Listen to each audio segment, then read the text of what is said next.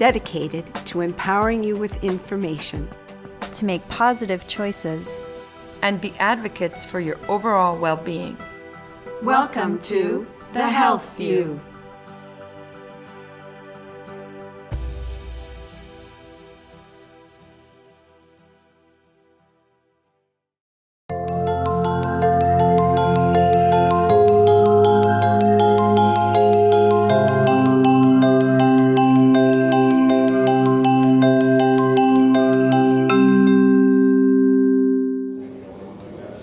Good morning, everyone.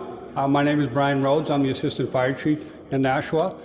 We'd like to welcome you to Fire Headquarters on this truly momentous day, the one-year anniversary of the Safe Station Initiative in the city of Nashua. We have many speakers, but we will keep it brief. So let me introduce the mayor of the great city of Nashua, Jim Donchess.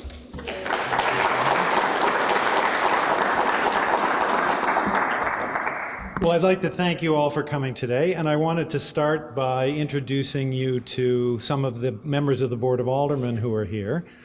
We have Brian McCarthy, who's the president of the board, Mike O'Brien, longtime member of the fire department, Rick Dowd from Ward 2, Tom Lopez, who's from Ward 4, this ward, and who works for Harbor Homes, actually. We have David Tenza over here. Shoshana Kelly is just been elected to the Board of Aldermen, not yet seated, but will soon be seated in January. And I think that's who we have. And I'm going to introduce you at the end of my remarks to our member of Congress, Annie Kuster. And we really appreciate her coming because she's been fighting for the opioid crisis in Congress, as I will mention, for quite some time. So Nashua, like many communities in New England and across the United States, has been seriously affected by the opioid crisis. We all know here in Nashua individuals and families who have been impacted in every neighborhood, in every part of our city. Some families have been affected even by the tragedy of the death of a loved one. Our teachers, the Boys and Girls Club, the Y, all tell us of the many children in Nashua who have been personally affected by substance abuse in their families or among friends and neighbors. We're here today on Safe Stations Appreciation Day, which is 1 year from the date we initiated Safe Stations and announced it right here at the Crown Hill Fire Station, to thank and show our appreciation to those who have dedicated themselves to providing help to men and women who want to seek recovery from addiction. I want to personally thank all of those that are involved. Our firefighters, Nashua Fire Rescue, the Partnership for Successful Living, Harbor Homes, American Medical Response, AMR, our City Public Health and Community Services Division, and our hospitals, and many others. Over this past year, almost 1,200 people have sought help at one of our firehouses. It has taken the Harbor Homes an average of only 11 minutes to respond and transport each person to a shelter or treatment facility. Over 400 people have sought help right here, right in this location, at the Crown Hill Fire Station. And many of our firefighters are here who have personally worked with each of the people who have reported. And as a result of everyone working together, this team effort, we have seen results. Overdose medical calls are down 24% here in Nashua from a year before. And now I can safely say that more help is available to people than ever before. Nashua's response to the opioid crisis is considerably stronger than it was a year ago. But I believe and I know that we can do better. For example, we are working with Revive Recovery to develop a stronger network of peer recovery coaches for those who have reported to safe stations. And in the coming weeks, we will be proposing steps to strengthen our ability to deliver this proven method of increasing the chances of successful recovery. But today, We are here to thank and express our appreciation to those who have worked so hard and with so much dedication. So again, on behalf of the people of Nashua, I say thank you to you all. Now, we are doing ceremonies at all the fire stations, and we have a proclamation that's going to be read everywhere. So for those, the firefighters and others who couldn't come here, there will be a little ceremony at each of our fire stations. And so maybe I will ask Chief Navaroli to come up since...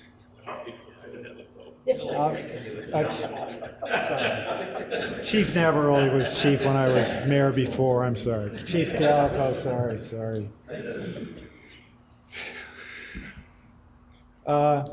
Nashua and the United States as a whole are facing an epidemic of opioid and other drug use. In 2016, 40 people died and 365 were treated for an opioid-related overdose in our city. More than 60,000 people died of overdoses in 2060 nationwide. And whereas in response to the drug epidemic, last year the city of Nashua developed a program to better help its residents suffering from addiction. We worked with leaders across the city, including Harbor Homes and President Peter Kelleher, Fire Chief Stephen Gallipo, Chris Stawaz, Regional Director of AMR, Division of Public Health and Community Services Director Bobby Bagley, and many others to develop the plan. We launched our Safe Stations program on November 17, 2016. The program allows anyone suffering from addiction to opioids or any other substance to receive immediate help at any time by going to one of our city's 6 fire stations. And whereas since the program was established, nearly 1,200 people have received assistance. The average response time is less than 12 minutes. About 10% of the visitors are rushed to one of our local hospitals. For the rest, trained drivers from Harbor Homes, themselves in long-term recovery, are available 24 hours a day to take them to a Harbor Homes facility. And whereas the Safe Stations program is working, Nashua has experienced a 24% drop in suspected opioid overdoses since it was initiated a year ago. I, Jim Donchess, Mayor of the City of Nashua, do hereby proclaim the 17th of November as Safe Stations Appreciation Day and express my appreciation to Chief Gallipo and everyone else. Thank you very much.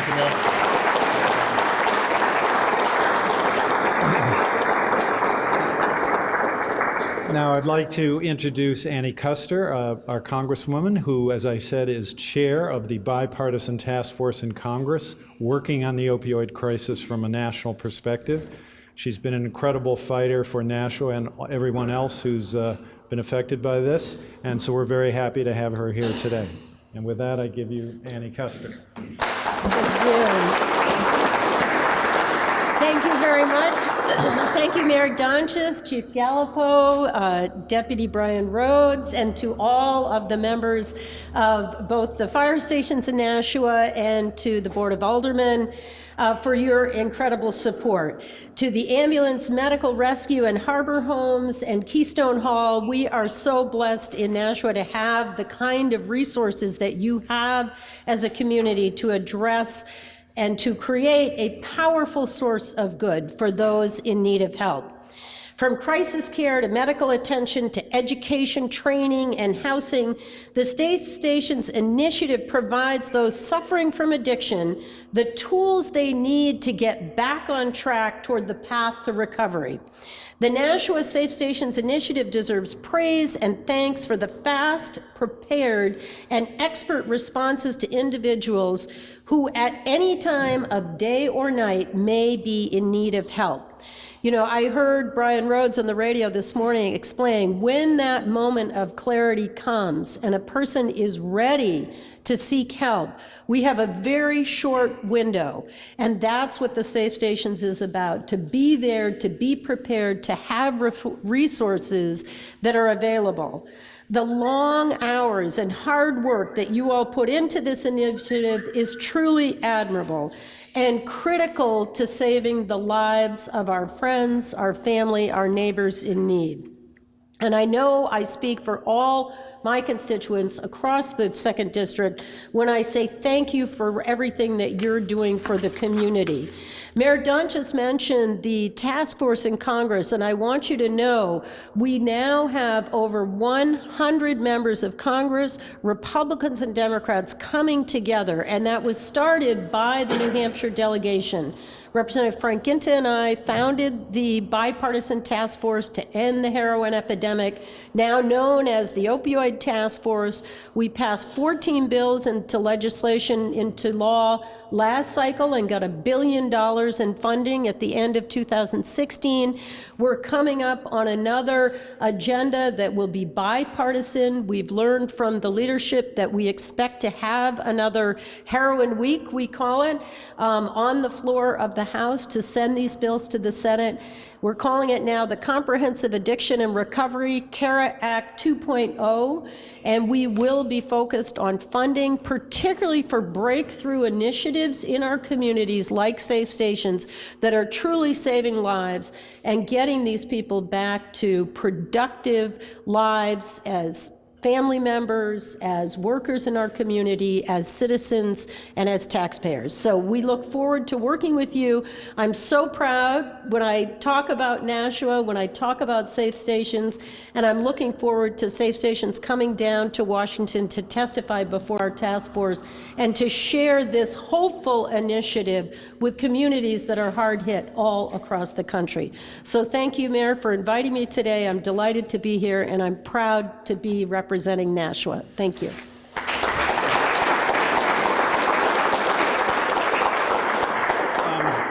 Now we have Chief Gallipo, who's going to speak on behalf of the fire department. Thank you. When we started this process a year ago, we had several concerns. This is the biggest public-private partnership that Nashua Fire has ever undertaken. We had concerns about resources, limited resources, how long they would be tied up. We had concerns about the mental and physical well-being of our members. We also had concerns with how this whole thing was really going to play out. It was an absolute unknown for all of us here at Nashua Fire Rescue. As the year went by, we continued to work on the process. We continued to build on all the positives. Eventually, as time came on, we had a couple of things that bubbled up. We worked together as a group, the folks from AMR and the partnership, Mayor Donchess, Public Health, the hospitals. Everyone just rolled their sleeves up, and we sat down and we made a lot of hard decisions.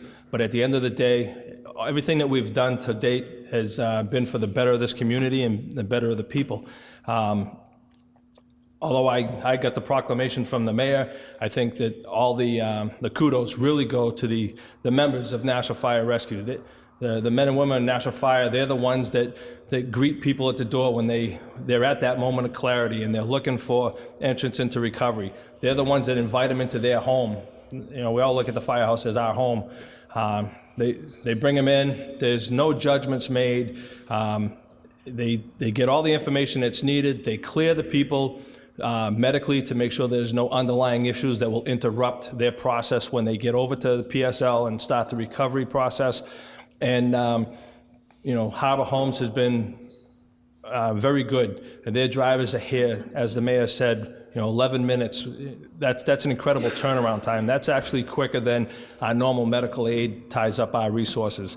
Then they go over to PSL, and the folks over there do a fabulous job. They've got a bunch of different programs that they can get them in, all the way from respite to outpatient programs. And now, as things go on, we're trying to grow the process we have. We're trying to grow capacity for recovery, which we've got Revive. They're new to the game, and we look forward to working with them and potentially creating more opportunity for people to get assistance. So, like I said, it's been an incredible year, and this process is not something that's in the normal wheelhouse of a firefighter and what you think you're getting into when you become a fireman, but it would not be as successful as it is today if it were not for the efforts of the men and women of Nashua Fire Rescue. Thank you.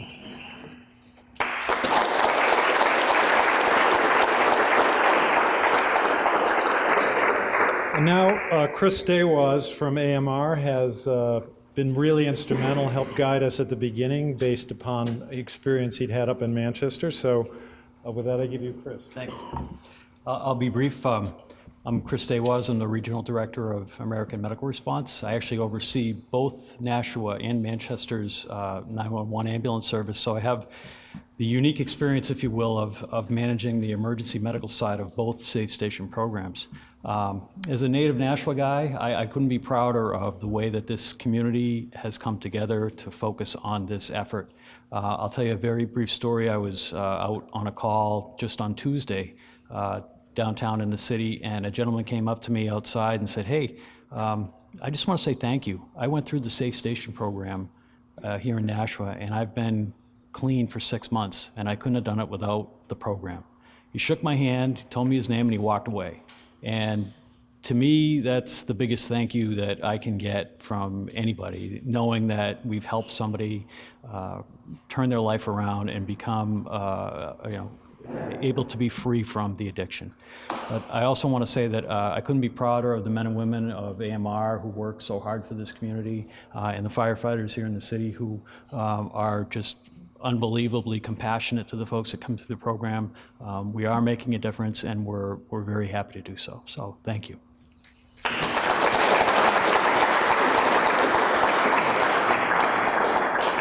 And now Peter Kelleher from Harbor Homes Partnership for Successful Living. As people have already said, we could never successfully operate safe stations without the partnership in Harbor Homes. They arrive within 11 minutes. The drivers get here, and then each person is given either a shelter or and ultimately a medical facility and an operation and a course towards recovery, a treatment plan. So I want to thank Peter and his organizations very much, and ask him to say a few words.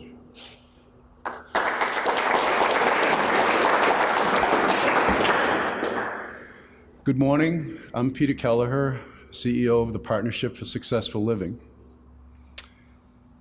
A year ago, when the mayor asked us to participate as a partner in the Safe Station program, we really had no idea what really was going to happen.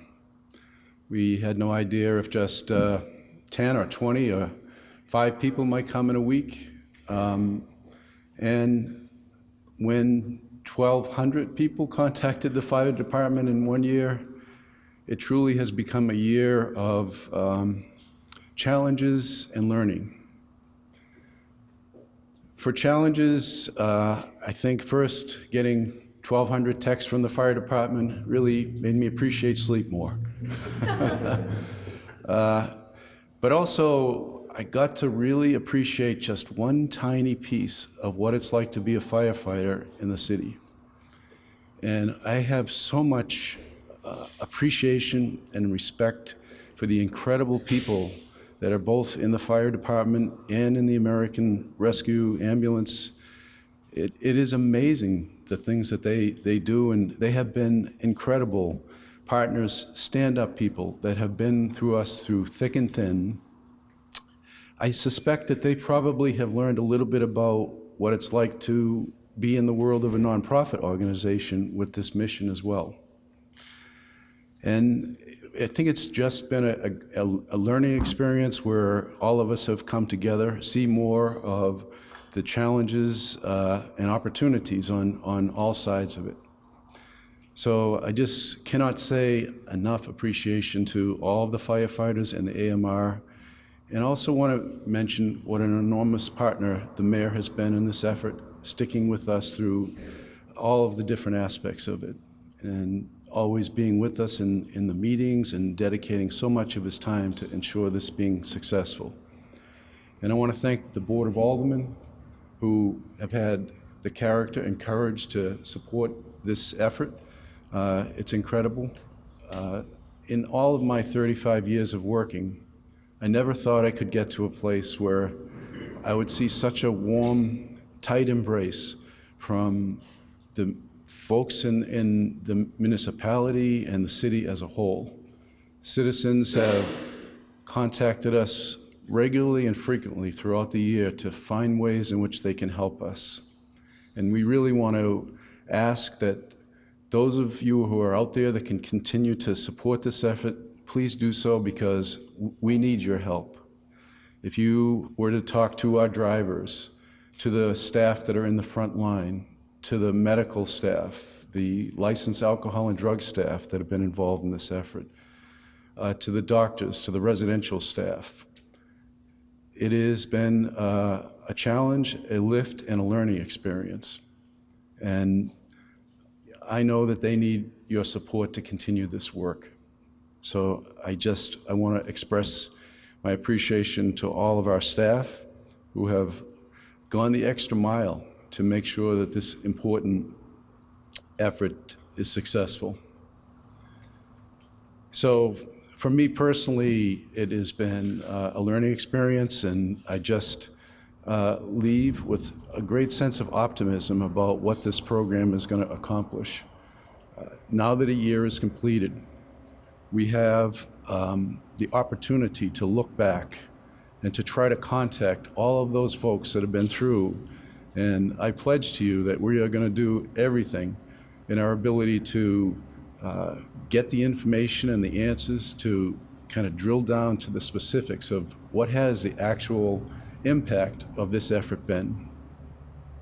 Those of you that have gone through the Safe Station program, we wish you the greatest success on your journey of recovery, but we plead with you to allow us to stay on that journey with you so that we can be part of your successes and assist in any way as the failures may occur as you try to seek recovery in the future.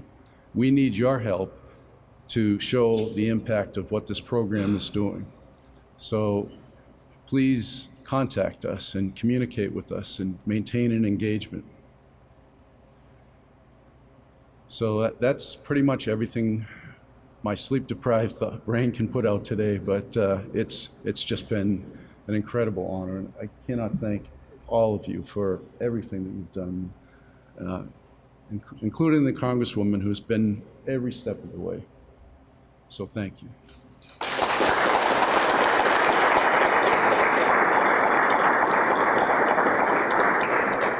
Now, another partner that we've had is the Nashua Police Department, who is helping us in many respects with safe stations, but also is helping to get the people who deal drugs off the streets of Nashua, having made 800 drug arrests last year. Is there anyone from the police department who would like to, you want to, I don't know, I'm putting him on the spot. Deputy, you want to? Sure. Thank you. My name is Dennis Linehan, Deputy Chief, Nashua PD. We just want to commend the men and women of AMR as well as NFR for their efforts that they've undertaken. There's always been a cooperation amongst the first responders here within this city, and this is a clear example of each of us coming together to attack this problem from a number of different areas in order to be successful. So again, on behalf of the Nashua Police Department, we would like to commend the men and women of the Nashua Fire Rescue as well as AMR and wish for continued success here in the future. Thank you.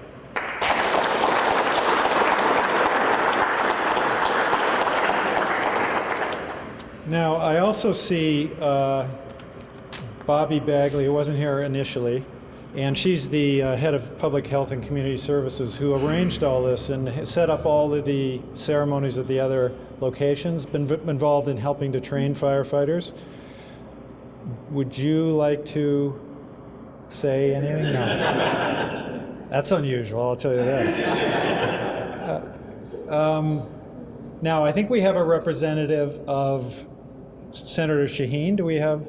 Oh, yes, okay, come on. Sorry. He has a letter, and we appreciate your coming by. Thank you, Mayor. Good morning. Unfortunately, Senator Shaheen was unable to make it here this morning, but she did send along a letter that she asked me to share with you, so if I may. Dear friends, thank you for the invitation to attend the one-year anniversary of Nashua's Safe Stations program.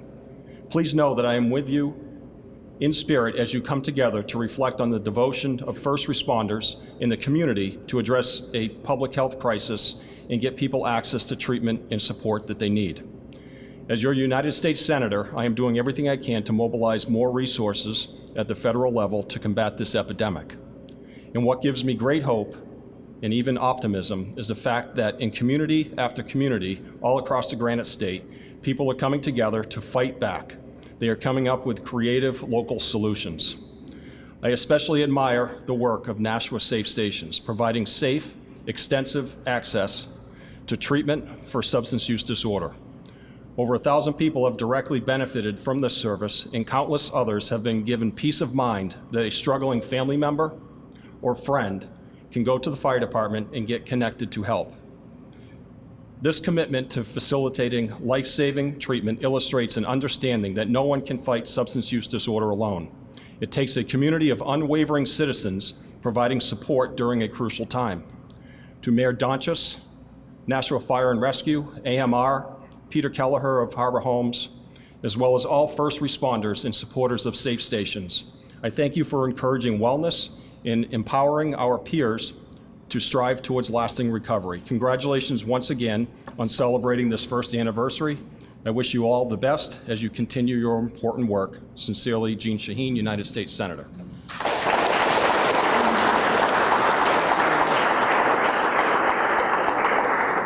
Now, Senator Hassan sent word that she could not be here. She's coming to Nashua, but a little later today. Is there anyone from Senator Hassan's office that here we could recognize? Well, we'll see her later in the day. And Gatehouse is here, and I think wanted to participate. Yes, Ed, come on up. Come on up. Ed McDonough, I'm the CEO of Gatehouse Treatment here in Nashua. We just want to congratulate Safe Stations, AMR, Nashua Police for helping the community. And on behalf of the Mayor's Opiate Task Force, the Nashua Prevention Coalition, we have a thank you card for the firefighters made by the Students Against Destructive Decisions here in Nashua. So we just want to say our thank you and congratulations to the chief.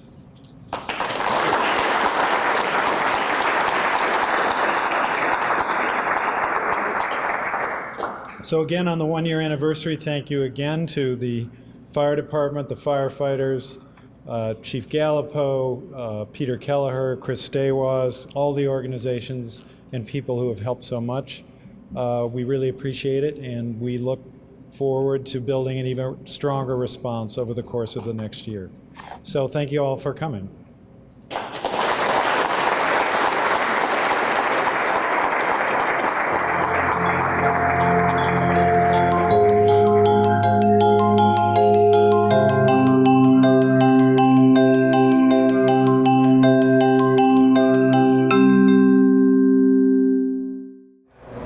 Welcome, I'm Yvonne Dunitz, and this is The Health View. 1 year from today, we did a show about the Safe Station program and its beginnings in the city of Nashua, New Hampshire.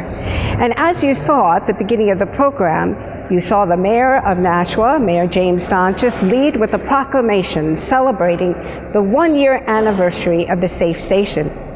With us today, we have Peter Kelleher, Chief Galbo, Mayor James Donchess, and Chris Stawas. And today, gentlemen, we're so pleased to be here, first to congratulate you on a huge accomplishment for our city of Nashua, but also to say what has happened in this time that you're most proud of. You have embarked on a very difficult, challenging offering to our community and have accomplished a lot. Mayor, from your perspective, you began with the vision of all of this. How did it begin so our audience understands the lead that you made? Well, this is definitely a team effort. So we got together and we decided that looking at what was going on north of us in Manchester, that we needed to work with the fire department, Harbor Homes, AMR to come together and adopt and implement the Safe Stations program. So I think it was a group effort right from the beginning. And since that time, Chief, how does it work? When someone comes, they come right to each of the 12 fire stations in the city of Nashua. But right here, they enter into the side door Correct. Each of us fire stations have a sign over the main entrance door that denotes it's a safe station. They ring the bell, and then they're welcomed into the fire station. Once they come in, there's some background information that we look to get. There's a medical evaluation that we look to do to make sure there are no underlying concerns that will interrupt the process when they move on to PSL with their recovery. And then, you know, it was mentioned earlier today that it's judge-free. There's a lot of compassion in the members of Nashua Fire Rescue that they want to really help people, and they don't care what brought them here. All that's important is the fact that they're at that moment of clarity and they're looking for recovery, looking to get into a program so they can get away from, you know, that demon and then, you know, start turning the corner in their lives. And the word safe station really reinforces that, doesn't it? Absolutely, absolutely. People come in, they're very comfortable with firemen. You know, we get right to everybody's level. You notice sometimes when you see pictures in the schools, the guys are right on the floor talking to the little kids. You know, in this case here, they're, you know, more adults, you know, 18 to 70 some odd years old. But we talk to them as human beings. We talk to them as, you know, not that you've done something wrong, not that what you're doing is bad. We're talking to them. You want help. You want to move to the next step in life, and we're here to help facilitate that and create that access point into recovery. Because it is a health crisis. They're coming here in a time of need, and what you're doing is providing this safe situation to support them. And as they're coming in and you're assessing them, at what point do you determine, do they need to go to the hospital, or do they need services from Partnership of Successful Living and Harbor Homes? There's a set criteria that they have to meet. Chris can speak more in depth to the criteria, but there's a set criteria that they have to meet. And if they're outside those guidelines, then there's no questions asked. They need to go to a hospital and get some medical evaluation and potentially further treatment. But if they're within the guidelines of the medical evaluation, then Harbor Homes drivers take them to the appropriate location so that they're in a safe environment, and then all the different programs that they offer, from outpatient to intensive outpatient, all the way up to respite. Those folks do a fabulous job and work to get people the help that they need in their recovery. Chris, let's jump in with you. What are the things that you do before we get to Peter related to what happens through AMR in supporting what goes on at the safe stations? Well, our paramedics go to every safe station call, and they assess the individual who's coming through for things such as blood pressure, heart rate, underlying medical conditions. They're looking for things that would be, an acute situation, that type of nature. And if they find them, and they have, they'll take them to a medical facility and get treatment from a physician. The important piece of that is we won't forget them when they're there. When we bring them to either St. Joe's or Southern Hampshire Medical Center, they enter as a safe station patient. So once they're treated and they're ready to be released, then the folks from Harbor Homes will go to the hospital and keep them going and moving through that process of the safe station program. So that they get that continuum of care. Right. They've made that decision that they're ready for treatment, and we don't want to lose that opportunity to get them into the system and move them through. Wonderful. And Peter, so then your staff gets into motion, and what happens? Well, we're proud about the fact that on an average of about 12 minutes, our staff are able to get to each of the fire stations and transport people back to what we call the safe station in our organization, and generally within an hour, a licensed alcohol and drug professional gets to do an intake evaluation to determine what are the best pathways for that person that will help them get on the journey of recovery. And many of the people that are coming in may need to be detoxed from some substance or alcohol that they may be on, and so we offer medical respite or medical detox services where we have 11 beds, and we use that as a further opportunity to really assess what it is that people might need from there. So we may offer residential services, we may offer, as the chief said, intensive outpatient, medication-assisted treatment. or perhaps they need a stronger connection with the local recovery organization. So it's really an array of different choices, and there's a set of established criteria that we use as well that will help kind of steer where it is that a person might end up. And since the beginning, you've serviced how many people in 1 year? We've had 1,171 people ring the bell at a fire station in the city. And this station that we're in, Crown Hill Station 4, has had the most. Over 400 people have come right here. Really? And what have you noticed as far as the difference of people who have overdosed and died and now, the statistics? Yeah, we've seen a 24% reduction in the number of overdoses in the community since we began the program last year. So that's a huge impact. It's a huge impact. On the ability of the resources to be available for other things, and most importantly, you know, we're keeping people alive. We're getting them into treatment. We're allowing them an opportunity to continue their lives in a drug-free way.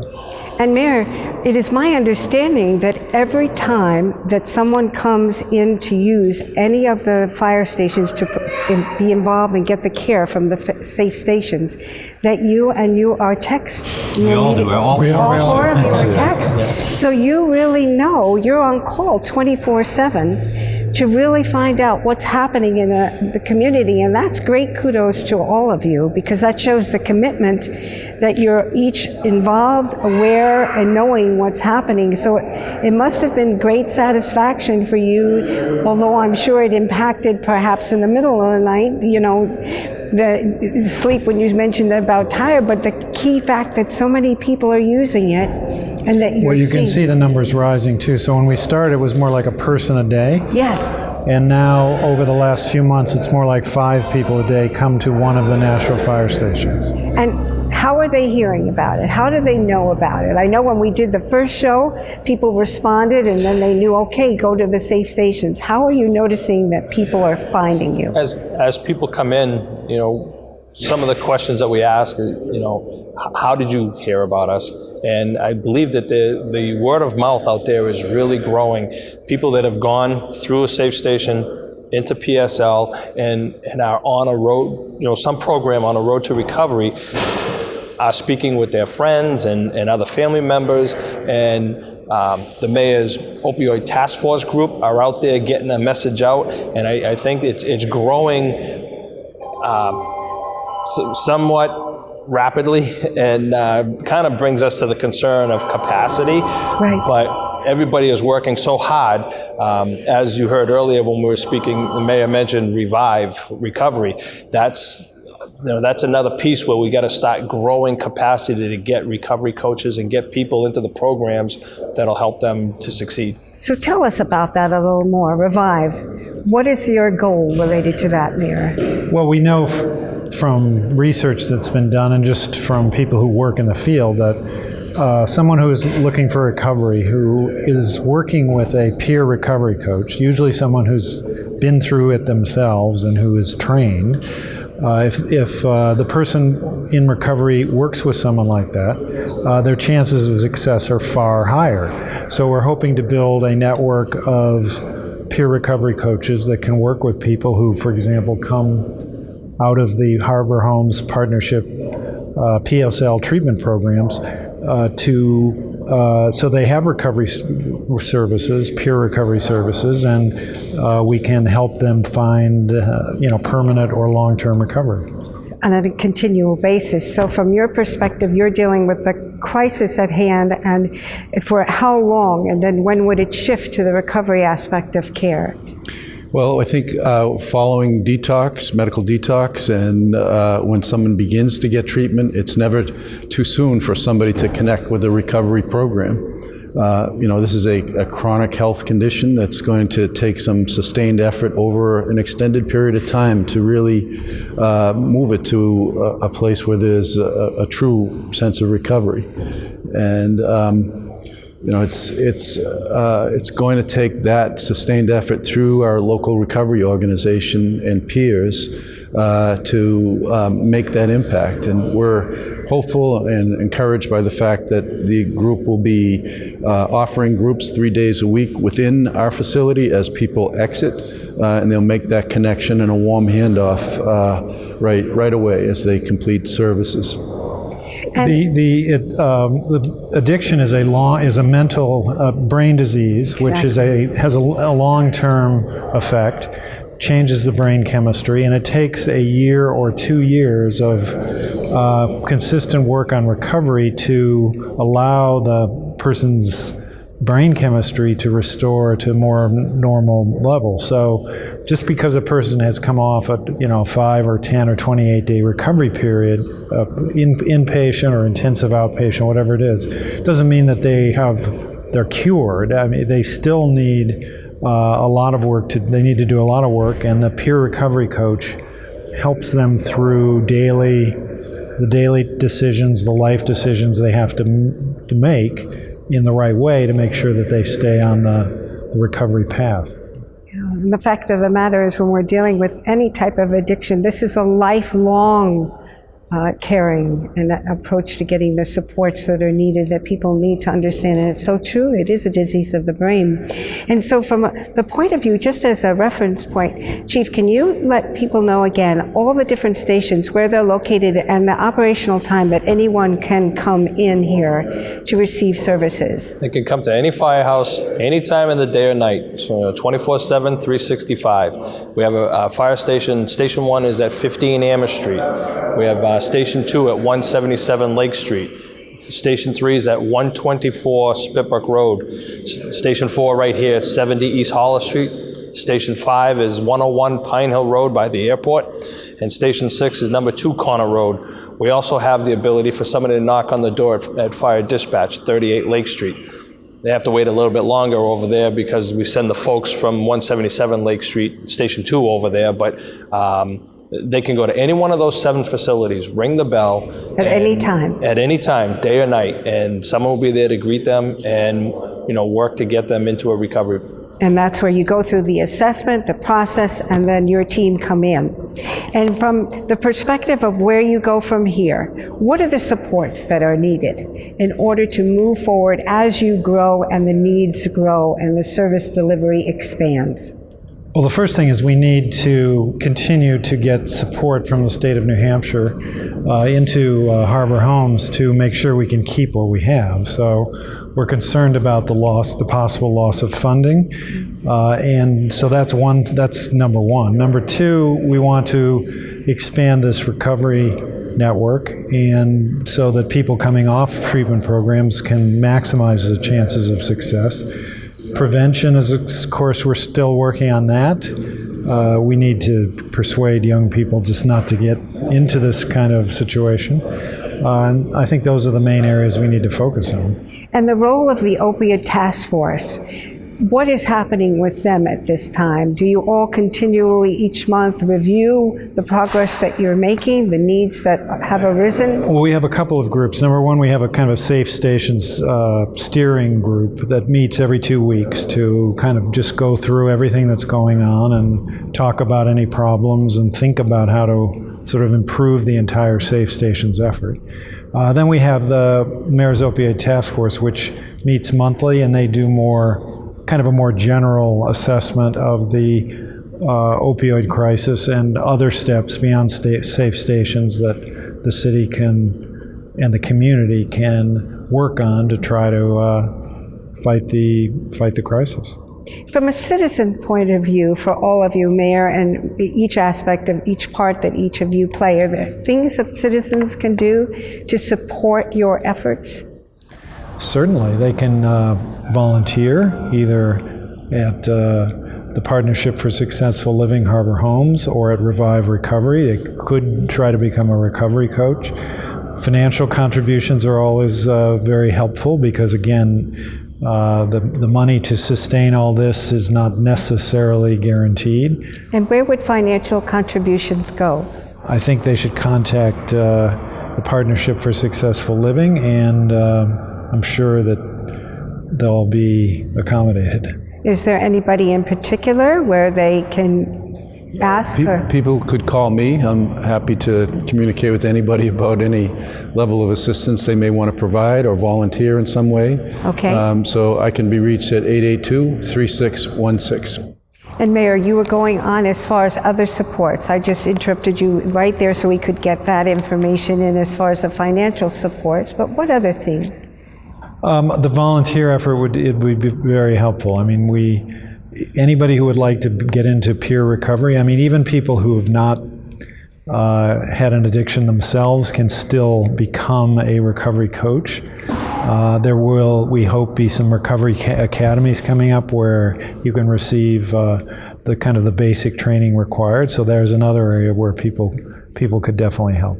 Excellent. And from a fire staff point of view, Chief, what are the supports? Are you finding that as this program grows, how are your firemen and women handling this really important job that they're doing?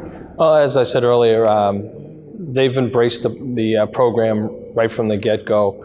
We're always looking to better train our people, and early on, one of our bigger concerns was responder burnout. Chris and I have had a couple conversations about that. Yes. There are other avenues that are starting to become available for the responders, but right here in Nashua, our biggest concern is having the ability for them to have the resources that they need to be able to continue to provide this.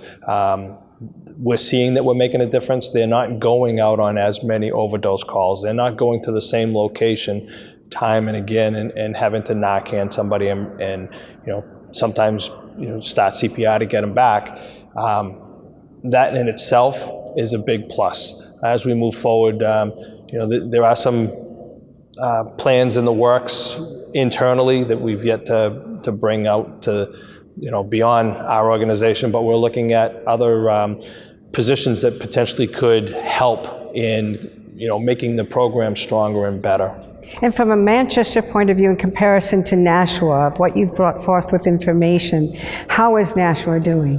Nashua's doing very well, as usual. We've seen a 24% drop in the overdoses, which is statistically a very important number for us. And as the chief mentioned, we're going on less overdose calls. People are getting into treatment in a very fast way, and our folks are feeling finally that they're seeing results of their work with the overdoses. This is making a difference in people's lives, and we're proud to be part of the program. Very rewarding for everybody. Congratulations to you all, and we wish you the very best, and we're very fortunate that you've had the vision and the foresight to really take a very difficult problem, but really put the efforts in place to really help our community and all the members. We thank you very much. Thank you.